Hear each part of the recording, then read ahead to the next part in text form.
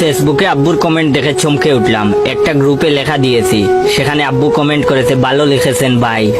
শেষমেশ নিজের ছেলেকে ভাই বানিয়ে দিয়েছেন। আমিও সেখানে কমেন্টে রিপ্লাই দিলাম, থ্যাঙ্কস। সাথে সাথে আব্বু কমেন্টে রিপ্লাই দিল, ভাই আপনার লেখা পড়ে বক্ত হয়ে গেছি, আপনাকে ফ্রেন্ড রিকোয়েস্ট পাঠিয়েছি, আশা করি আপনার লিস্টে জায়গা হবে।